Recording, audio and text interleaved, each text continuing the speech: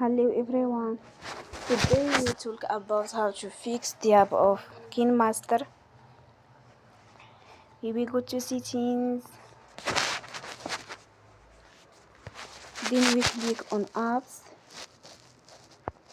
After that we will search the app KineMaster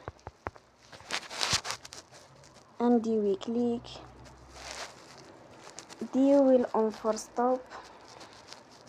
After that we will go to storage. Then we click on the clear cache.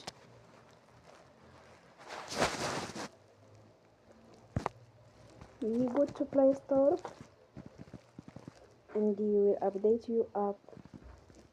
Don't forget to support us by like and subscribe.